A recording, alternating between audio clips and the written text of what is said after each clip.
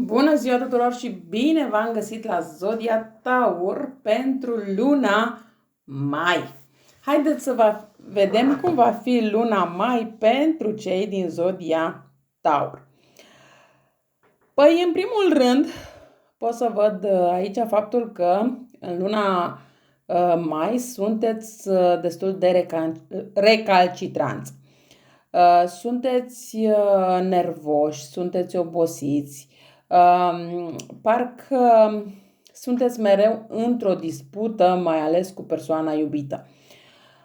Dacă sunteți singur sau singură, chiar dacă vin anumite persoane înspre voi pentru o relație, voi vă puneți cu vehemență sau chiar dacă ar veni această persoană, voi îi spuneți acestei persoane de la bun început: eu îmi doresc să dețin controlul, eu îmi doresc să știu tot ce faci. Da? Deci voi îi spuneți cumva, sau chiar dacă nu îi spuneți cu vorbele, dar cel puțin îi demonstrați prin faptele pe care le faceți acestei persoane că sunteți o persoană care dorește să dețină controlul din toate punctele de vedere și cumva această persoană vă va vedea ca și cum ați fi o persoană destul de posesivă și obsesivă totodată.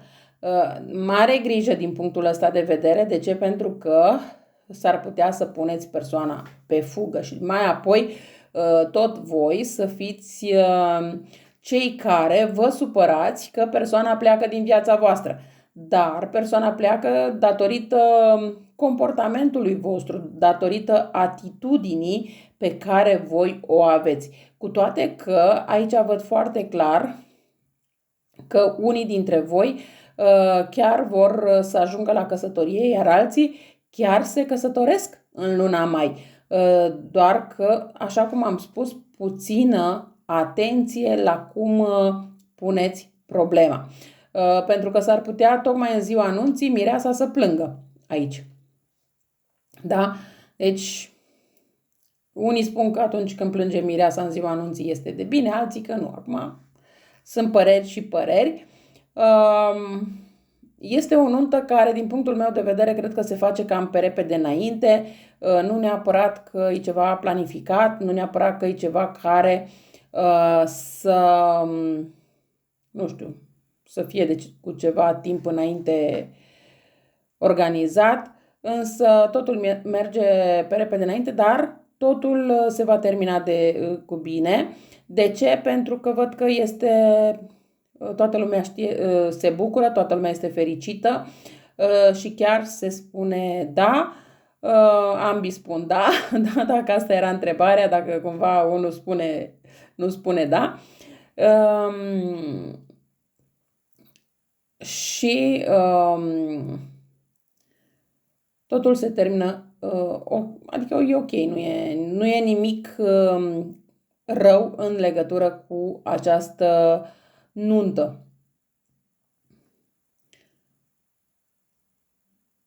Dacă încă nu a venit partenerul să vă ceară în căsătorie, n-ar fi nimic exclus ca în luna mai să vină să vă ceară în căsătorie și să zică: gata, te-am cerut acum în căsătorie, mâine facem și nunta. Da? Poate să existe și o astfel de situație. N-ar fi nimic exclus aici, că dacă până acum a bătut pasul pe loc, acum lucrurile să se întâmple cu o atâta rapiditate încât până la sfârșitul lunii mai să fiți inclusiv căsătoriți cu acte în regulă. E clar că viața vi se va schimba, pentru că e ceva normal, dar pentru că în momentul în care sunteți căsătoriți cu acte, partenerul, poate tocmai ce ziceam mai din timp, mai devreme, că își arată posesivitatea, își arată că își dorește să dețină controlul. Da? Poate că acest control vine după ce vă căsătoriți. Da? Poate până la căsătorie a fost un mielușel, iar odată cu căsătoria își dă arama pe față și își arată posesivitatea pe care o are față de voi. Parcă nu vă vine să credeți, e clar că vă simțiți destul de supărate, însă este ca o vulpe, este o persoană destul de șiriată, care știe cum să vă ademenească și mai apoi să fie un lup din acela fioros care scoate colții. E clar că vă supărați că nu înțelegeți de ce această schimbare de comportament, dar totodată și vreți să mergeți înainte în speranța că este doar o situație de moment, este doar o situație în urma unei oboseli și așa mai departe. Însă nu este chiar așa. De ce spun acest lucru? Pentru că nu durează foarte mult timp până când aflați tot felul de lucruri de la foarte multe persoane care vă spun cum este această persoană de fapt și de drept. Aici poate să existe cazuri în care voi, să zicem, în luna martie-aprilie ați cunoscut o persoană, iar în luna mai persoana respectivă vă cere în căsătorie și voi deja și acceptați, dar n-ați avut timp să cunoașteți această persoană în totalitate.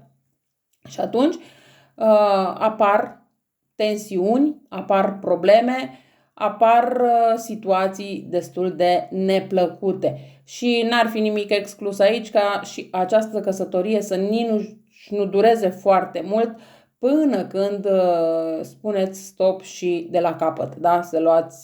Chiar să ajungeți inclusiv la divorț. Dar bineînțeles că aici nu este în toate cazurile.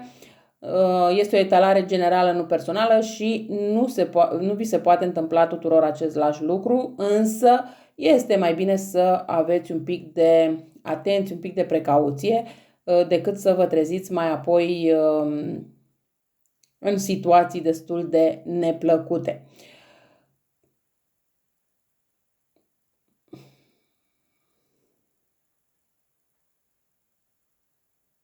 Mai văd aici cuvântul doga, daga, ceva de genul.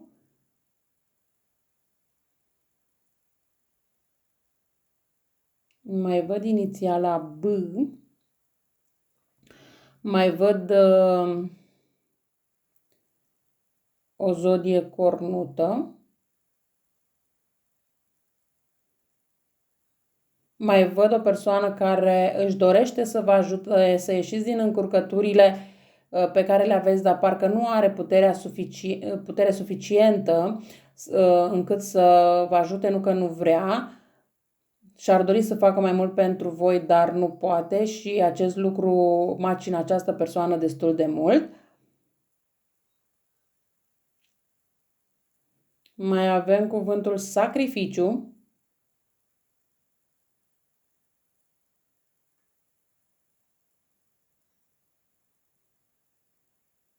Mai avem cifra 24 și cuvântul program, panoramă, da? Pentru ce înseamnă pentru voi nu știu, dar fiecare dintre voi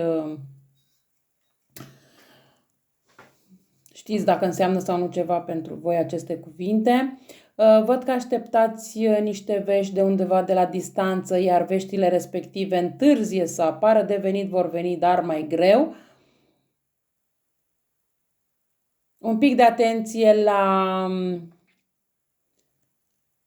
momentele în care circulați cu mașina, pentru că este posibil să întâlniți poliția pe drum și chiar să vă oprească și mai apoi poate chiar să luați o amendă sau poate chiar să rămâneți fără carnetul de conducere.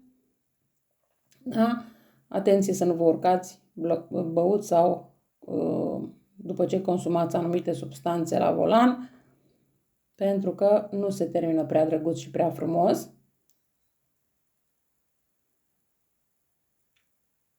Urmează ceva care este o întâmplare acum, dar cumva în luna decembrie se finalizează. Nu știu, dar se poate întâmpla să vi se ia carnetul până în luna decembrie sau ceva de această natură. Da? Deci un pic de atenție la ceea ce faceți în luna mai. Văd că mai aveți o persoană din zodia Leu aici, care vine în ajutorul vostru și încearcă chiar să vă dea niște sfaturi, dar parcă nu ascultați în totalitate sfaturile persoanei, pentru că aveți impresia că vă enervează, că sfaturile respective nu sunt pentru voi, că îi place să vorbească mult, dar cam atât. Și dar nu neapărat că persoana respectivă nu încearcă să vă sfătuiască bine, ci din cauza problemelor pe care le aveți, nu vedeți adevărul din ceea ce spune persoana respectivă. Eu cam atât am avut de spus și pentru voi. Vă mulțumesc că m-ați ascultat și vă doresc o zi cât mai frumoasă în continuare. La revedere!